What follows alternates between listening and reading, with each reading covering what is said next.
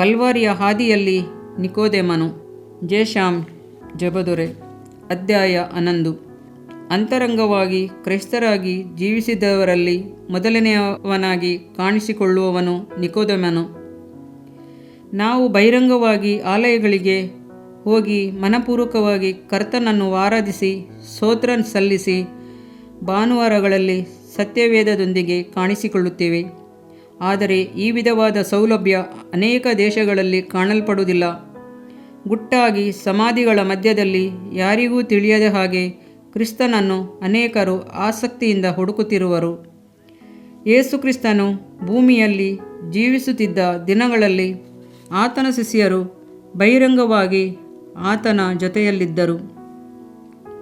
ಅದ್ಭುತ ಕಾರ್ಯಗಳನ್ನು ಮಾಡಿದರು. ರೊಟ್ಟಿ ಮತ್ತು ಮೀನನ್ನು ಭಜಿಸಿದರು. ಆದರೆ ನಿಕೋದೇಮನು ಯೇಸು ಕ್ರಿಸ್ತನನ್ನು ರಹಸ್ಯವಾಗಿ ಹಿಂಬಾಲಿಸಿದನು. ಶೋಧನೆಯ ವೇಳೆಯು ಬಂತು. ಆತನನ್ನು ಬಹಿರಂಗವಾಗಿ ಹಿಂಬಾಲಿಸಿದ ಶಿಷ್ಯರು ಓಡಿಹೋಗಿ ಮರೆಯಾದರು. ರಹಸ್ಯವಾಗಿ ಹಿಂಬಾಲಿಸಿದ ನಿಕೋದೇಮನು ಬಹಿರಂಗವಾಗಿ ರಕ್ತಬೋಳ ಅಗರುಗಳನ್ನು ಕಲಿಸಿದ ಚೂರ್ಣವನ್ನು 100 ಸೇರಿನಷ್ಟು ತಕ್ಕೊಂಡು ಬಂದನು. ಯೇಸು ಕ್ರಿಸ್ತನ ಮೇಲೆ ತಾನು ಇಟ್ಟಿದ್ದ ಪ್ರೀತಿಯನ್ನು ಬಹಿರಂಗವಾಗಿ ವ್ಯಕ್ತಪಡಿಸಿದನು. ಯೋಹಾನ 19:39.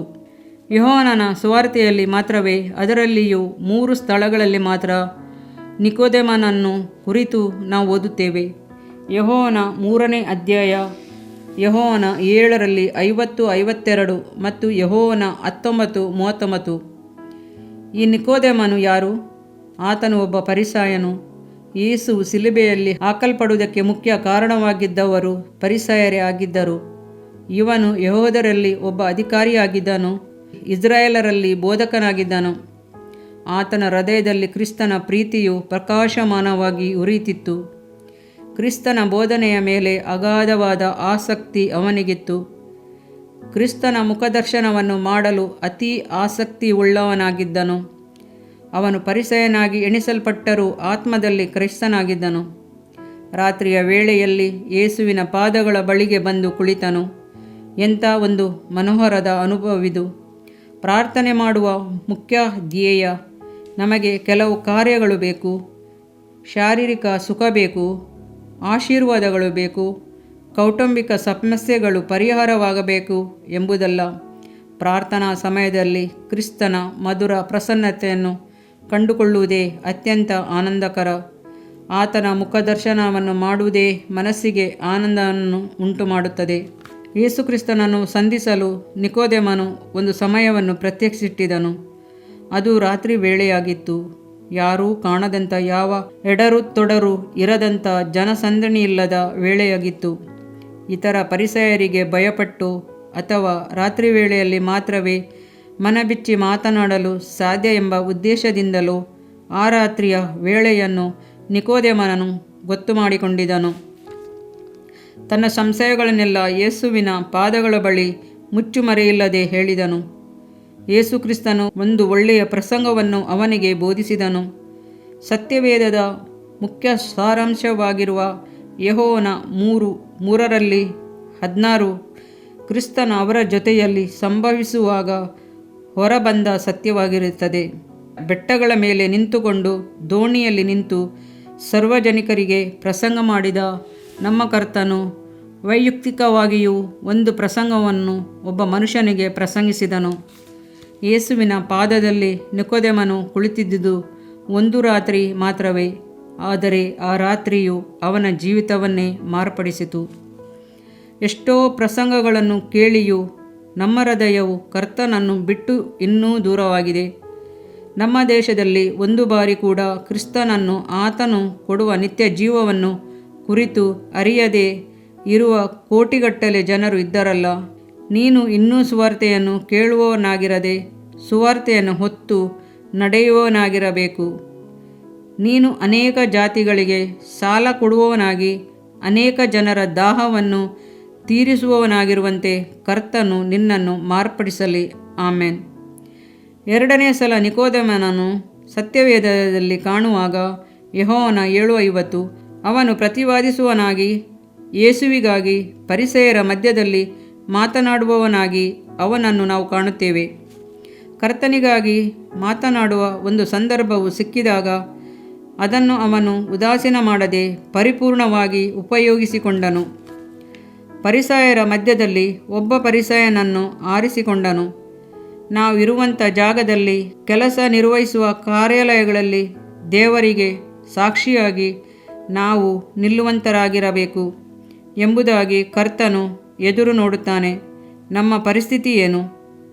3ನೆಯ ಬಾರಿಗೆ ಯೇಸುಕ್ರಿಸ್ತನನ್ನು ಯಾವ ನೆಲೆಯಲ್ಲಿ ಅವನು ಕಂಡನು? ಕಲ್ವಾರಿ ಹಾದಿಯು ಗೊಂದಲವಿಲ್ಲದೆ ತೆರೆಯಲ್ಪಟ್ಟಿತು. ದೇವಾಲಯದ ತೆರೆಯು ಮೇಲಿನಿಂದ ಕೆಳಗಿನವರೆಗೂ ಹರಿದು 2 ಭಾಗವಾಯಿತು. ಭೂಮಿಯು ಅದುರಿತು, ಬಂಡೆಗಳು ಸೀಳಿ ಹೋದವು, ಸಮಾಧಿಗಳು ತೆರೆದವು, ಎಲ್ಲೆಲ್ಲಿಯೂ ಶೋಕ. ಯೇಸುಕ್ರಿಸ್ತನನ್ನು ಹಿಂಬಾಲಿಸಿದವರು ಎಲ್ಲಿ? ನಿನಗಾಗಿ ಜೀವವನ್ನು ಕೊಡುತ್ತೇನೆ ಎಂದು ಎದೆಯನ್ನು ತಟ್ಟಿ ನಿಂತವರು ಎಲ್ಲಿ? ಶಿಷ್ಯರು ಚದುರಿಸಲ್ಪಟ್ಟರು. ಸಂತೋಷದ ಸಮಯದಲ್ಲಿ ಹತ್ತಿರವಿದ್ದವರು ಶೋಕದ ಸಮಯದಲ್ಲಿ ಪರಾರಿಯಾದರು. ಅನೇಕ ಸ್ತ್ರೀಯರು ಅಲ್ಲಿ ದೂರದಲ್ಲಿ ನಿಂತು ನೋಡುತ್ತಾ ಇದ್ದರು. ಎಲ್ಲರೂ ಓಡಿ ಹೋದರು. ನಿನ್ನ ಪರವಾಗಿ ನಾನು ನಿಲ್ಲುತ್ತೇನೆಂದು ಹೇಳುತ್ತಾ ನಿಕೋದೇಮನನು ಮುಂದೆ ಬಂದನು. ಅವನ ಮುಖದಲ್ಲಿ ದೃಢವಾದ ತೀರ್ಮಾನವು ಕಾಣಲ್ಪಟ್ಟಿತು. ಹೇಡಿಯಂತೆ ಇದ್ದ ಅವನನ್ನು ಕಲ್ವಾರಿಯು ವೀರರನ್ನಾಗಿ ಮಾರ್ಪಡಿಸಿತು. ಇನ್ನು ಅವನು ರಹಸ್ಯವಾದ ಕ್ರೈಸ್ತನಲ್ಲ, ಬಹಿರಂಗ ಸುವಾರ್ಥ ವೀರನಾಗಿದ್ದಾನೆ. ತನ್ನ ಪ್ರಿಯನಿಗಾಗಿ, ತನಗಾಗಿ ಚಡಿಯೇಟನ್ನು ಅನುಭವಿಸದವನಾಗಿ, ತನಗಾಗಿ ಚುಚ್ಚಲ್ಪಟ್ಟವನಿಗಾಗಿ, ತಾನಾಗಿ ಸಿಲುಬೆಯ ಬೇನೆಗಳನ್ನು ಆನಂದದಿಂದ ಅನುಭವಿಸಿದವನಿಗಾಗಿ ತಾನು ಏನನ್ನಾದರೂ ಮಾಡಿಯೇ ಆಗಬೇಕು. ರಕ್ತಬೋಳ ಅಗರುಗಳನ್ನು ಕಲಸಿದ ಚೂರ್ಣವನ್ನು 100 ಸೇರಿನಷ್ಟು ತಕ್ಕೊಂಡು ಬಂದನು. ಯೆಹೋವನ 19:39. ಅವನು ತನ್ನಿಂದ ತೆಗೆಲ್ಪಡದ ಉತ್ತಮ ಭಾಗವನ್ನು ಆರಿಸಿಕೊಂಡನು. ಯೇಸುರಾಜನೇ, ನಿನ್ನ ಹೆಸರು ಸುರಿದ ತೈಲದ ಸುಗಂಧ. ಅಯ್ಯನೇ, ಭೂಲೋಕವೆಲ್ಲ ನಿನ್ನ ಹೆಸರಿನ ಸುವಾಸನೆ ಬೀರಲಿ. ನಿನ್ನನ್ನು ಹಿಂಬಾಲಿಸುವೆನು ನನ್ನ ಸ್ವಾಮಿ. ನನಗಾಗಿ ನೀನು ಪ್ರಾಣವನ್ನು ಅರ್ಪಿಸುತ್ತಿರುತ್ತಿ. ಎಲ್ಲರೂ ಓಡಿ ಹೋದರೂ ನಿನ್ನ ಪ್ರೀತಿಯ ಕಾರಣವಾಗಿ ನಾನು ನಿಲ್ಲುತ್ತೇನೆ. ಇದನ್ನು ಓದುವ ದೇವರ ಮಗುವೇ, ನಿನ್ನ ಅಂತರ್ಯ ಜೀವಿತವು ಯಾವ ಮಟ್ಟದಲ್ಲಿದೆ? ದೇವರ ಮುಂದೆ ಪರಿಶುದ್ಧವಾಗಿದೆಯೋ?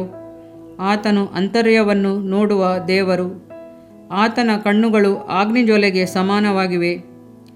ಹೆಸರುವಾಸಿಯಾಗಬೇಕೆಂದು ಆಶಿಸಬೇಡ. ಸಭೆಯಲ್ಲಿ ಪ್ರಥಮ ಸ್ಥಾನವನ್ನು ಅಪೇಕ್ಷಿಸಬೇಡ. ಮನುಷ್ಯರು ನಿನ್ನನ್ನು ನೋಡದಿರಲಿ.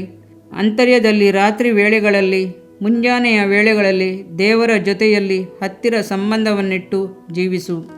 ಕಮ್ಯುನಿಸ್ಟ್ ದೇಶಗಳಲ್ಲಿ ರಕ್ತಸಾಕ್ಷಿಗಳಾಗಿ ನಿಂತಿರುವ ಸಕಲ ಪರಿಶುದ್ಧ ಜನರಿಗಾಗಿಯೂ ನಿನ್ನ ಹೃದಯವನ್ನು ಹರಿದು ಕಣ್ಣೀರಿನಿಂದ ಪ್ರಾರ್ಥಿಸು. ಅಂತರ್ಯದಲ್ಲಿ ಪ್ರಾರ್ಥಿಸು. ಒಬ್ಬರೂ ಕಾಣದ ರೀತಿಯಲ್ಲಿ ಕೊಳಚೆ ಪ್ರದೇಶಗಳಲ್ಲಿಯೂ ಆಸ್ಪತ್ರೆಗಳಲ್ಲಿಯೂ ಸೆರೆಮನೆಗಳಿಗೂ ಹೋಗಿ ಸುವಾರ್ತೆಯನ್ನು ಸಾರು. ಅಂತರ್ಯ ರೀತಿಯಲ್ಲಿ ನಿನ್ನ ಸೇವೆ ಇರಲಿ. ಮನುಷ್ಯರನ್ನು ಮೆಚ್ಚಿಸದೆ ಪ್ರತಿ ಕ್ಷಣವೂ ಕರ್ತನನ್ನು ಮೆಚ್ಚಿಸುತ್ತಾ, ಆತನ ದಾಹವನ್ನು ತೀರಿಸುತ್ತಾ, ಕ್ರಿಸ್ತನ ಕಣ್ಣೀರನ್ನು ಒರೆಸಲು ನಿನ್ನನ್ನು ಒಪ್ಪಿಸಿಕೊಡು. ನೀನು ಯಾವ ಕೆಲಸವನ್ನೇ ಮಾಡಿದರೂ ನಿನ್ನ ಹೃದಯದ ಅಂತರಂಗವು ಯೇಸುವಿನ ಜೊತೆಯಲ್ಲಿ ನೆಲೆಸಿರಲಿ. ಬೆಟ್ಟದ ಕೆಳಭಾಗದಲ್ಲಿ ಗಾಳಿ ಬೀಸುತ್ತದೆ, ಬಿರುಗಾಳಿ ಏಳುತ್ತದೆ, ಕಾಡು ಮೃಗಗಳು ಓಡಾಡುತ್ತವೆ. ಆದರೆ ಬೆಟ್ಟದ ಶಿಖರವು ಯಾವಾಗಲೂ ಮೋಡಗಳಿಂದಲೂ ಸೂರ್ಯಪ್ರಕಾಶದಿಂದಲೂ ಕಾಣಲ್ಪಡುತ್ತದೆ. ನಮ್ಮ ಬಹಿರಂಗವಾಗಿ ಕಾಣಲ್ಪಡುವ ಕೆಲಸಗಳು, ಅಂತರಂಗದ ಜೀವಿತವು ಹೀಗೆ ಇರಲಿ. ಅಂತರಂಗವನ್ನು ಕಾಣುವ ದೇವನು ಬಹಿರಂಗವಾಗಿ ಉತ್ತರಿಸುವನು. ಆಮೆನ್. ಇದರಿಂದ ನಿನ್ನ ದೇಹಕ್ಕೆ ಆರೋಗ್ಯವು, ಎಲುಬುಗಳಿಗೆ ಸಾರವು ಉಂಟಾಗುವವು. ಜ್ಞಾನೋಕ್ತಿಗಳು 3ನೇ ಅಧ್ಯಾಯ 8ನೇ ವಾಕ್ಯ. ಪ್ರಿಯ ವೀಕ್ಷಕರೇ ಮತ್ತು ಕರ್ತನಲ್ಲಿ ಸಹೋದರ ಸಹೋದರಿಯರೇ, ನೀವು ನಮ್ಮ ಈ ಕಾರ್ಯಕ್ರಮವನ್ನ ವೀಕ್ಷಿಸಿದ್ದಕ್ಕಾಗಿ ದೇವರ ನಾಮದಲ್ಲಿ ನಿಮಗೆ ವಂದನೆಗಳು. ದೇವರ ವಾಕ್ಯವು ನಮ್ಮ ಎಲುಬಿಗೆ ಬಲವು, ಸಾರವೂ ಆಗಿದೆ ಎಂದು ಸತ್ಯವೇದವು ಹೇಳುವಂತೆ ಈ ಕಾರ್ಯಕ್ರಮವು ನಿಮಗೆ ಆಶೀರ್ವಾದಕರವಾಗಿದೆ ಎಂದು ನಂಬುತ್ತೇವೆ. ಪ್ರಿಯ ವೀಕ್ಷಕರೇ, ನಮ್ಮ ಈ ಸೇವೆಗಾಗಿ ಪ್ರಾರ್ಥಿಸಿರಿ ಮತ್ತು ಎಲ್ಲಾ ಕಾರ್ಯಕ್ರಮಗಳನ್ನ ಇತರರೊಂದಿಗೆ ಶೇರ್ ಮಾಡಿರಿ. ಅದೇ ರೀತಿಯಾಗಿ ನಮ್ಮ ಈ ಯೂಟ್ಯೂಬ್ ಚಾನೆಲ್ ಅನ್ನು ಸಬ್ಸ್ಕ್ರೈಬ್ ಮಾಡಿರಿ. ಹಾಗೂ ಲೈಕ್ ಮಾಡಿ. ನಿಮ್ಮ ಅನಿಸಿಕೆಗಳನ್ನು ಕಮೆಂಟ್ ಬಾಕ್ಸ್ನಲ್ಲಿ ನಮಗೆ ತಿಳಿಯಪಡಿಸಿ. ನಮ್ಮ ಸಂಖ್ಯೆ 7022104605. ಈ ಸಂಖ್ಯೆಗೆ ಕರೆ ಮಾಡಿರಿ. ಒಬ್ಬ ಪಾಪಿಯ ಪ್ರಾರ್ಥನೆ. ಯೇಸುವನ್ನು ರಕ್ಷಕನಾಗಿ ಅಂಗೀಕರಿಸಲು ಮಾಡಬೇಕಾದ ಪ್ರಾರ್ಥನೆ. ಪ್ರಿಯ ಪರಲೋಕದ ತಂದೆಯೇ, ಯೇಸುವಿನ ಹೆಸರಿನಲ್ಲಿ ನಾನು ನಿನ್ನ ಬಳಿಗೆ ಬಂದಿದ್ದೇನೆ. ನನ್ನ ಬಳಿಗೆ ಬರುವವರನ್ನು ನಾನು ತಳ್ಳಿಬಿಡುವುದೇ ಇಲ್ಲ. ಯೋಹಾನ 6:37 ಎಂದು ನಿನ್ನ ವಾಕ್ಯ ಹೇಳುತ್ತದಲ್ಲ. ಆದ್ದರಿಂದ ನೀನು ನನ್ನನ್ನು ತಳ್ಳಿಬಿಡದೆ ನನ್ನನ್ನು ಸೇರಿಸಿಕೊಳ್ಳುವಿ ಎಂದು ನನಗೆ ಗೊತ್ತಿದೆ. ಆದ್ದರಿಂದ ನಾನು ನಿನಗೆ ಸ್ತೋತ್ರ ಮಾಡುತ್ತೇನೆ. ನೀನು ನಿನ್ನ ವಾಕ್ಯದಲ್ಲಿ ನೀನು ಯೇಸುವನ್ನೇ ಕರ್ತನೆಂದು ಬಾಯಿಂದ ಅರಿಕೆ ಮಾಡಿಕೊಂಡು ದೇವರು ಆತನನ್ನು ಸತ್ತವರೊಳಗಿಂದ ಎಬ್ಬಿಸಿದನೆಂದು ಹೃದಯದಿಂದ ನಂಬಿದರೆ ನಿನಗೆ ರಕ್ಷಣೆಯಾಗುವುದು ಎಂತಲೂ ಕರ್ತನ ನಾಮವನ್ನ ಹೇಳಿಕೊಳ್ಳುವವರೆಲ್ಲರಿಗೆ ರಕ್ಷಣೆಯಾಗುವುದೆಂತಲೂ ಬರೆದಿದೆ. ರೋಮ 10:9 ವಾಕ್ಯ. ಯೇಸು ಕ್ರಿಸ್ತನು ದೇವಕುಮಾರನೆಂದು ನನ್ನ ಹೃದಯದಲ್ಲಿ ನಂಬುತ್ತೇನೆ. ನನ್ನನ್ನು ನೀತಿವಂತನನ್ನಾಗಿ ಮಾಡುವುದಕ್ಕಾಗಿ ಆತನು ಸತ್ತವರೊಳಗಿಂದ ಎಬ್ಬಿಸಲ್ಪಟ್ಟನು ಎಂದು ನಂಬುತ್ತೇನೆ. ನಾನು ಆತನ ನಾಮವನ್ನ ಹೇಳಿಕೊಳ್ಳುತ್ತೇನೆ. ಯೇಸುವೇ, ನೀನೇ ಕರ್ತನು. ತಂದೆಯೇ, ನೀನು ನನ್ನನ್ನು ರಕ್ಷಿಸಿದಿ ಎಂದು ನಾನು ನಂಬುತ್ತೇನೆ.